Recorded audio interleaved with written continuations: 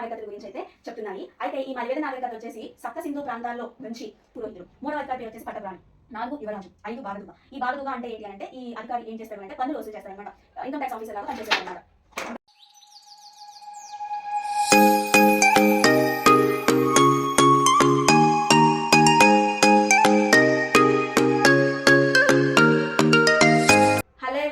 Welcome back to our channel.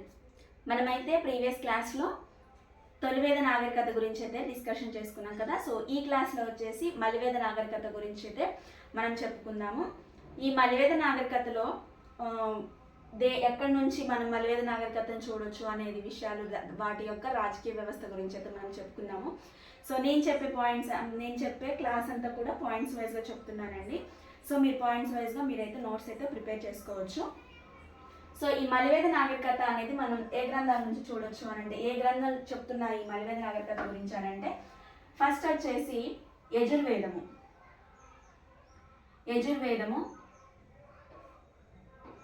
సామవేదము, అలాగే అధర్వణ వేదము,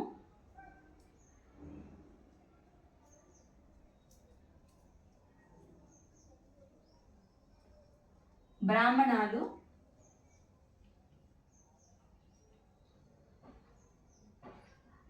అరణ్యకాలు,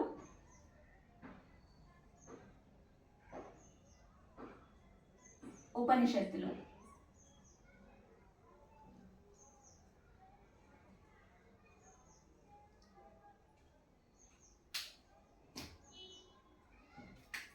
యజుర్వేదము, సామవేదము, అధర్వణ వేదము, బ్రాహ్మణాలు, అరణ్యకాలు, ఉపనిషత్తులు అయితే మనకు మలివేద నాగరికతల గురించి అయితే చెప్తున్నాయి. అయితే ఈ మలివేద నాగరికత వచ్చేసి సప్త సింధు ప్రాంతాల నుంచి గంగా యమున ప్రాంతాల వరకు, గంగా అలాగే యమున, ఈ గంగా యమున లోయ ప్రాంతాల్లో స్థిర నివాసాలు ఏర్పాటు చేసుకొని హిమాలయాల నుండి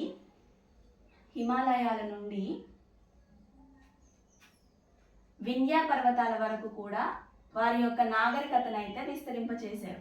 వింధ్య పర్వతాల వరకు వారి యొక్క నాగరికతను అయితే విస్తరింపజేశారు. అయితే ఈ వింధ్య పర్వతాల వరకు దక్షిణంగా సింధు నాగరికతను విస్తరింపచేసింది ఎవరు అని అంటే అగస్త్యుడు.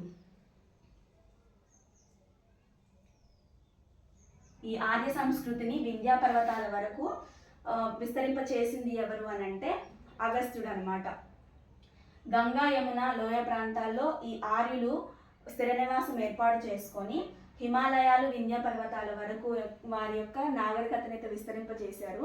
ఈ వింధ్య పర్వతాలలో వరకు కూడా దక్షిణంగా వరకు కూడా ఎవరు ఆర్య నాగరికతను విస్తరింపజేశారు అని అంటే అగస్త్యుడు ఈ నాగరికతను అయితే విస్తరింపచేశాడు అనమాట.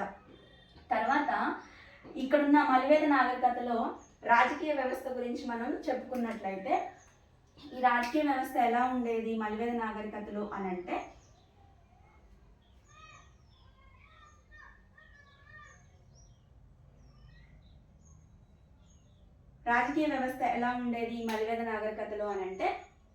ఇక్కడ చిన్న రాజ్యాలన్నీ పోయి కూడా పెద్ద రాజ్యాలుగా విస్తరించాయి అన్నమాట. చిన్న రాజ్యాలన్నీ పోయి అవి పెద్ద రాజ్యాలుగా అయితే విస్తరించాయి.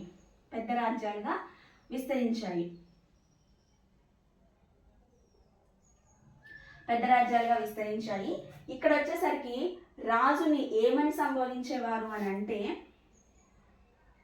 సార్వభౌమ,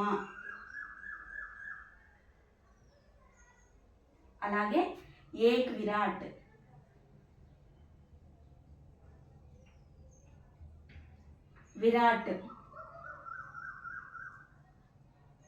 తర్వాత రాజు, విశ్వజనీన.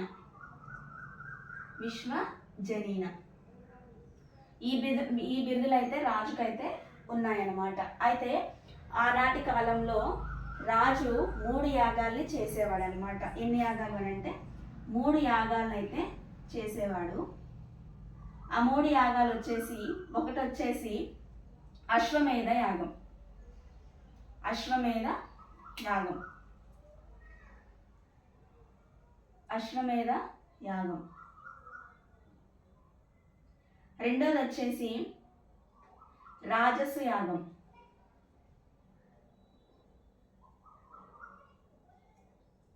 మూడోది వచ్చేసి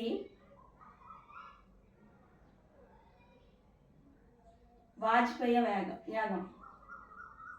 వాజపేయ యాగం. సో ఈ 3 యాగాలు కూడా ఆనాటి కాలంలో రాజులు అయితే చేసేవారు. ఒకటి వచ్చేసి అశ్వమేధ యాగము, రెండోది వచ్చేసి రాజసు యాగము, మూడోది వచ్చేసి వాజపేయ యాగము. ఈ అశ్వమేధ యాగము అంటే ఏంటంటే అశ్వాలు ఎక్కడి వరకు అయితే తిరుగుతూ ఉంటాయో ఆ ప్రాంతాలన్నీ కూడా రాజు ఆధీనంలోకి వచ్చేసాయి అన్నమాట. ఈ అశ్వాలు ఏ ప్రాంతం వరకు అయితే తిరుగుతూ ఉంటాయో ఆ ప్రాంతాలన్నీ కూడా రాజు యొక్క ఆధీనంలో ఉండేవి అనమాట. దీన్ని అశ్వమేధ యాగము అంటారు. రెండోది వచ్చేసి రాజసు యాగం. ఈ రాజసు యాగము అంటే ఏంటంటే గారు తన సార్వభౌమాధికారాన్ని నిరూపించుకోవడానికి ఈ యాగం అయితే చేసేవారు. ఈ యాగంలో నరమేధం కూడా కలదనమాట. నరమేధము అని అంటే మనుషుల్ని బలివ్వడం. సో నరమేధం అయితే కలదని ఏ బ్రాహ్మణంలో ఉందంటే శతపథ బ్రాహ్మణంలో అయితే తెలుపుతుంది మనకి. శతపథ బ్రాహ్మణంలో అయితే మనం తెలుసుకోవచ్చు. ఈ రాజసు యాగం అనేది రాజుగారి యొక్క సార్వభౌమాధికారాన్ని నిరూపించుకోవడానికి ఈ యాగం అయితే చేసేవాళ్ళు. ఈ యాగంలో నరమేధం కూడా ఉంది. ఈ నరమేధం గురించి తెలిపేది ఏంటి అంటే శతపథ బ్రాహ్మణం అయితే తెలుపుతుంది అనమాట. మూడోది వచ్చేసి వాజపేయ యాగం. ఈ వాజపేయ యాగం ఏంటి అంటే రాజుగారు తన యొక్క బంధువుల్లో ఉన్నతుడు అని నిరూపించుకోవడానికైతే ఈ వాజపేయ యాగం అయితే చేసేవారు. ఇందులో ఏంటంటే రథపందాలు ఉండేవన్నమాట. రథపందాలు, అలాగే అశ్వ యొక్క గుర్రాలు పందాలు ఇలాంటివి అయితే ఉండేవన్నమాట. గుర్రపు పందాలు, గుర్రపు పందాలు, అలాగే రథపందాలు అయితే ఈ యాగంలో అయితే ఉండేవన్నమాట. అయితే రాజుగారికి అధికారంలో అంటే రాజ్యాన్ని నిర్వహించడంలో 12 మంది అధికారులు అయితే సహాయం ఉండేదన్నమాట. ఆ అధికారులను ఏమనేవారు అని అంటే ద్వాదశ త్రిరథశ రత్ని అనే పేరుతో అయితే పిలిచేవారు అనమాట. ద్వాదశ రత్ని అని అంటే 12 మంది అధికారులు ఉండేవారు అయితే నిర్వహించేవారు. ఈ 3 యాగాలు వచ్చేసి అశ్వమేధ యాగము, రాజసు యాగము, వాజపేయ యాగము. ఈ అశ్వమేధ యాగం అని అంటే గుర్రం అంటే అశ్వము ఎంత ప్రాంతం అయితే తిరుగుతూ ఉంటుందో ఆ ప్రాంతం మొత్తం కూడా రాజుగారి యొక్క ఆధీనంలోకి వచ్చేసేవి. రాజసు యాగము అని అంటే ఈ రాజసు యాగం ఏంటంటే రాజుగారు తన సార్వభౌమాధికారాన్ని నిరూపించుకోవడానికి ఈ రాజసు యాగం అయితే చేసేవారు. ఇందులో నరమేధం కూడా ఉంది, అంటే నరులని బలించడం కూడా ఉందన్నమాట. ఈ విషయాన్ని మనకి ఏ బ్రాహ్మణం తెలుపుతుంది అంటే శతపథ బ్రాహ్మణం అయితే తెలుపుతుంది అనమాట. మూడోది వచ్చేసి వాజపేయ యాగం. ఈ వాజపేయ యాగం వచ్చేసి రాజుగారు తన బంధువుల్లో ఉన్నతుడు అంటే గొప్పవాడు అని నిరూపించుకోవడానికి అయితే ఈ యాగం అయితే చేసేవారనమాట. ఈ యాగంలో ఏంటంటే రథపందాలు, గుర్రపు స్వారీలు ఇలాంటి పందాలు అయితే ఉండేవి. తర్వాత రాజుగారికి తన పాలన విషయంలో సహాయంగా ఉండడానికి ద్వాదశ రత్నిన్ అనే అధికారులను నిర్మించుకునేవాడు అనమాట. ఆ నియమించుకున్న అధికారులు ఎంతమంది అని అంటే 12 మంది అధికారులు ఈ ద్వాదశ రత్నిన్ అనే ప్లేస్లో ఉండేవాడు అనమాట. ద్వాదశ రత్నిన్ అంటే 12 మంది అధికారులు. అలాగే మనం ఇందాక చెప్పుకున్నట్టు ద్వాదశ రత్నిన్ అంటే 12 మంది అధికారులు అని చెప్పుకున్నాం కదా. మరి వారి పేర్లు ఏంటి అని అంటే జస్ట్ ఇవి గుర్తుంచుకోండి. ఒకవేళ మనకి ఎగ్జామ్ పాయింట్ ఆఫ్ వ్యూలో అడిగితే మనకు ఈజీగా ఉంటుందని చెప్పేసి ఇవైతే నేను చెప్తున్నాను అనమాట. ఫస్ట్ వచ్చేసి సేనాని. ఈ ద్వాదశ రత్నిన్లో ఫస్ట్ అధికారి వచ్చేసి సేనాని. రెండవ అధికారి పేరు వచ్చేసి పురోహితుడు. మూడవ అధికారి పేరు వచ్చేసి పట్టపురాణి. 4 యువరాజు. 5 బాగదూగ. ఈ బాగదూగ అంటే ఏంటి అని అంటే ఈ అధికారి ఏం చేస్తాడు అని అంటే పన్నులు వసూలు చేస్తాడు అనమాట. ఇన్కమ్ ట్యాక్స్ ఆఫీసర్ లాగా పనిచేసేవాడు అనమాట. ఇన్కమ్ ట్యాక్స్ ఆఫీసర్ లాగా అయితే పనిచేసేవాడు. 6 వచ్చేసి సంగ్రహిత అంటే ఏంటి అని అంటే ఇది వచ్చేసి ఇన్కమ్ ట్యాక్స్ ఆఫీసర్ అయితే ఇది వచ్చేసి కోశాధికారి అంటే ట్రెజరర్.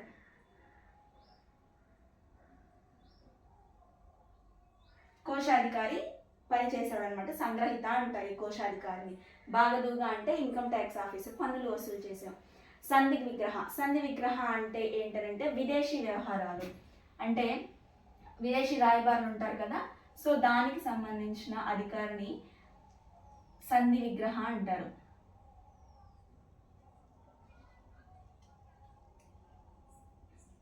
సంధి విగ్రహ అనే అధికారి ఏం చేస్తాడు అంటే విదేశీ వ్యవహారాలు చూసుకుంటాడు అనమాట. సుత సుమంతు అని అంటే ఏంటంటే ఇతను రథచోదకుడు.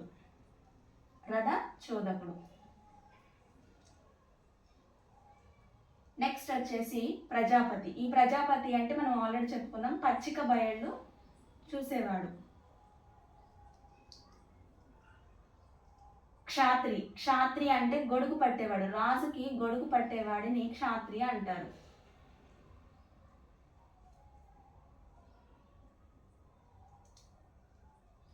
నెక్స్ట్ వచ్చి అక్షవాప లేకపోతే గణకుడు. ఇతను ఏం చేస్తాడంటే జూదంలో రాజుకి సహాయం చేసేవాడు అనమాట. రాజుగారు జూదం ఆడినప్పుడు ఆ జూదంలో రాజుకు సహాయం చేసేవాడిని అక్షవాప లేదా గణకుడు అంటారు. లాస్ట్ వచ్చేసి శతపథి. ఈ శతపథి అంటే ఏంటి అని అంటే 100 గ్రామాల పైన అధిపతి. 100 గ్రామాల పైన అధిపతి. ఈ 12 పేర్లు జస్ట్ గుర్తుంచుకోండి. ఒకవేళ మనకి ఎగ్జామ్లో అడిగితే ఈజీగా ఉంటుంది కదా, సో అందుకని గుర్తుంచుకోండి. నెక్స్ట్ వచ్చేసి ఈ రాజుగారు రాజ్యానికి బయట ఉన్న ప్రాంతాల పైన గవర్నర్ని ఏమంటారు అని అంటే స్థపతి అనే పేరుతో అయితే పిలుస్తారనమాట. ఏం చేస్తాడు ఇతను అని అంటే రాజ్యానికి బయట ఉన్న రాజ్యం బయట ఉన్న ప్రాంతాల పైన గవర్నర్గా పనిచేస్తాడు అనమాట. రాజ్యం యొక్క బయట ప్రాంతాలకు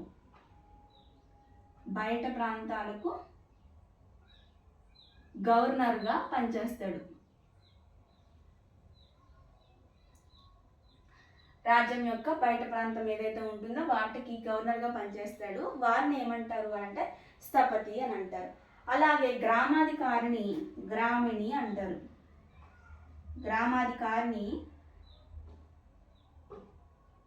గ్రామిణి అని అంటారు అన్నమాట. ఇది మలివేద నాగరికత యొక్క రాజకీయ వ్యవస్థ. నెక్స్ట్ వచ్చేసి మలివేద నాగరికతలో ఉన్నటువంటి సామాజిక సాంఘిక వ్యవస్థ గురించి అయితే మనం చెప్పుకుందాం. నెక్స్ట్ వచ్చి మనం ఈ మలివేద కాలంలో ఉన్నటువంటి సామాజిక వ్యవస్థ గురించి అయితే నేర్చుకుందాము. ఈ మలివేద కాలంలో మనం ఆల్రెడీ ప్రీవియస్ క్లాసెస్లో చెప్పుకున్నట్టు సభా సమితి అనే 2 కమిటీస్ అయితే ఉండేవి అని చెప్పుకున్నాం కదా. సో ఈ సభా సమితి అనే కమిటీస్ ఈ మలివేద కాలానికి వచ్చేసరికి, తొలివేద కాలంలో సభా సమితి అనేవి ఉండేవి. మలివేద కాలంలో వచ్చేసరికి సభా సమితి అనేవి అంతరించిపోయాయి అన్నమాట. అయితే రాజుని దైవాంశ సంభూతుడిగా అయితే వారు కొలిచేవారు. తర్వాత రాజు దైవాంశ సంభూతులను కొలిచేవారు. ఈ రాజు యొక్క రాజరిక విధానం అమల్లో ఉండేది, అంటే వంశపారంపర్యంగా ఉండేది. రాజుగారు చనిపోతే తన తర్వాత వారసుడు ఆ రాజ్యానికి రాజుగా ఉండేవాడు అనమాట. అలా వంశపారంపర్య విధానం అయితే పెరిగింది. తర్వాత ఈ సాంఘిక సామాజిక వ్యవస్థకు వచ్చేసరికి ఇక్కడ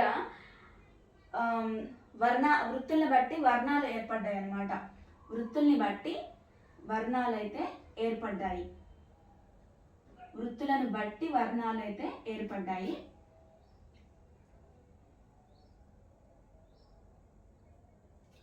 వారు ఏ వృత్తి అయితే చేస్తారో దాన్ని బట్టి వారి యొక్క వర్ణాన్ని అయితే వాళ్ళు చెప్పేవారు అనమాట. ఆ తర్వాత ఈ మలివేద కాలంలోనే చతురాశ్రమ ధర్మాలు అయితే ఉండేవి. ఈ విషయాన్ని మనం ఆల్రెడీ ప్రీవియస్ క్లాస్లో చెప్పుకున్నాము. ఐతరేయ బ్రాహ్మణము, అలాగే జబలా ఉపనిషత్, ఈ గ్రంథాల్లో అయితే మనకి ఈ చతురాశ్రమ ధర్మాల గురించి అయితే తెలుపబడింది. ఐతరేయ బ్రాహ్మణంలో అలాగే జబలా ఉపనిషత్తులు అయితే ఈ చతురాశ్రమ ధర్మాల గురించి అయితే తెలుపబడింది. నెక్స్ట్ వచ్చి ఈ కాలంలో స్త్రీ యొక్క ప్రాధాన్యత తగ్గిపోయింది. అంటే సభ అలాగే సమితి. ఈ సమితి, సభ అనే హక్కులు అయితే మహిళలకు హరించాయన్నమాట. ఈ మలివేద కాలంలో ఇవైతే లేవు. నెక్స్ట్ వచ్చి, ఒకవేళ ఎక్కువ కులానికి చెందిన అబ్బాయి తక్కువ కులానికి చెందిన అమ్మాయిని పెళ్లి చేసుకుంటే దానిని అనులోమ వివాహము అని చెప్పేసి అన్నారనమాట. అనులోమ వివాహము. అయితే ఈ పద్ధతి మలివేద కాలంలో అమల్లో ఉండేది.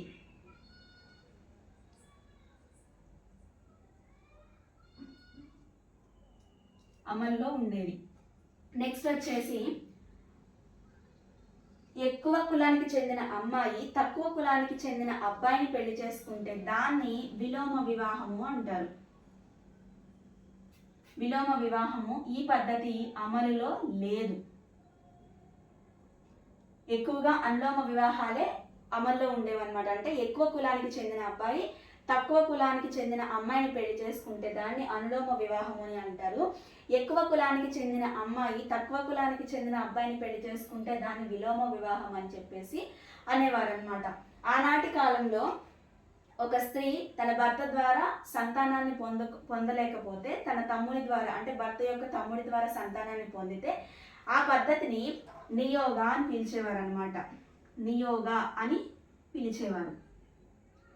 నెక్స్ట్ వచ్చి, ఈ కాలంలో ఏంటి అని అంటే ఎక్కువగా క్షత్రియులు, అలాగే వైశ్యులు, బ్రాహ్మణులు, వీరు ఉపనయనం అనే పద్ధతిని పాటించేవారు. ఉపనయనం అయితే చేసేవారు అనమాట. ఉపనయనం అయితే చేసేవారు. వీరినే ద్విజులు అని అంటారు. అనమాట. ద్విజులు అని అంటారు. అంటే క్షత్రియులు, వైశ్యులు, బ్రాహ్మణులు ఉపనయనం పద్ధతి పాటించేవారు. వీరినే ద్విజులు అని పేరు పెట్టి అయితే పిలిచేవారు అనమాట. ఈ కాలంలో ఏంటి అని అంటే స్వయంవరం ఉండేది.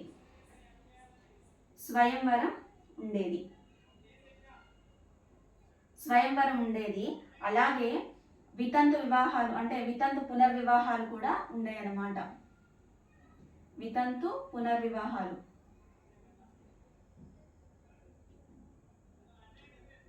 అలాగే బాల్య వివాహాలు,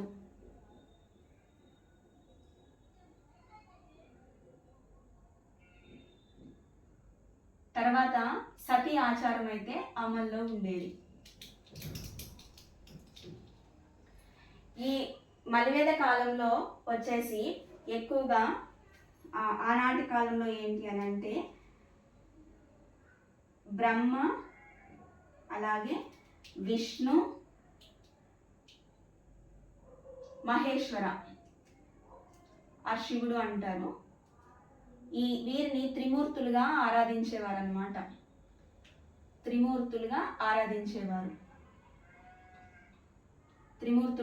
ఆరాధించేవారు. బ్రహ్మ, విష్ణు, మహేశ్వరుని త్రిమూర్తులుగా ఆరాధించేవారు. అలాగే ఈ కాలంలో వచ్చేసి విగ్రహారాధన, బహుదేవతారాధన, యజ్ఞాలు, అలాగే క్రతువులు, కర్మకాండలు అయితే పెరిగినాయి. తర్వాత వీరు ఇంతకు ముందు తొలివేద కాలంలో జంతు బలులు అయితే లేవు, కానీ మలివేద కాలానికి వచ్చేసరికి జంతు బలులు యజ్ఞాలలో చేసేవారనమాట.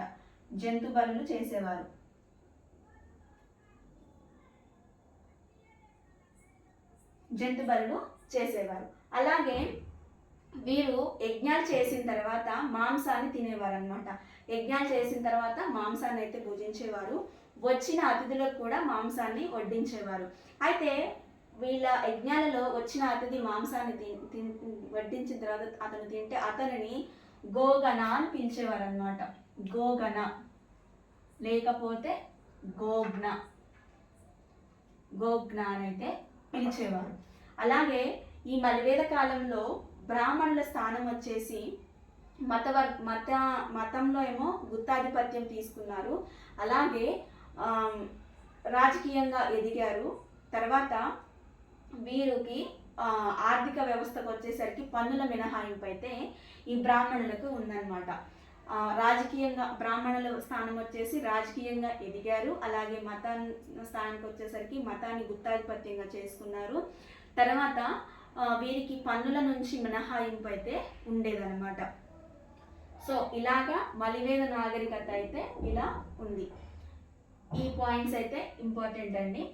సో ఇప్పుడు వరకు చెప్పుకున్న వాటిలో ఇవన్నీ కూడా అర్థమైనవి అని అనుకుంటున్నాను. బ్రహ్మ విష్ణు మహేశ్వరులని త్రిమూర్తులుగా వారైతే ఆరాధించేవారు. తొలివేద కాలంలో ఉన్న వాటికి భిన్నంగా మలివేద కాలం అయితే ఉందన్నమాట. తొలివేద కాలంలో సభా సమితికి ఎక్కువ ప్రిఫరెన్స్ ఇచ్చేవాళ్ళు, అంటే స్త్రీకి ఎక్కువ ప్రిఫరెన్స్ ఇచ్చేవారు. బట్ మలివేద కాలంకి వచ్చేసరికి సభా సమితి అనేవి నశించిపోయాయి. జంతు బలులు కూడా పెరిగాయి అన్నమాట. అంటే యజ్ఞయాగాలు, క్రతువులు, కర్మకాండలు, విగ్రహారాధన, బహుదేవత ఆరాధన ఇలాంటివి జరిగాయి. ఫలితంగా వాటిలో జంతు బలులు కూడా జరిగేవన్నమాట. ఈ మలివేద కాలానికి వచ్చేసరికి మాంసాన్ని తినేవారు. ఈ మాంసం తిన్నవారిని గోగ్న అనేవారు. వచ్చిన అతిథులకు కూడా మాంసాన్ని అయితే వడ్డించేవారు అనమాట. అన్నీ కూడా అర్థమయ్యాయని అనుకుంటున్నాను. ఇన్ కేస్ మీకు ఎవరికైనా క్లాస్ కానీ ఏదైనా టాపిక్ కానీ మీకు అర్థం కాకపోతే, లేకపోతే దీనికి సంబంధించిన డౌట్ ఉన్నా సరే నాకు కామెంట్ సెక్షన్లో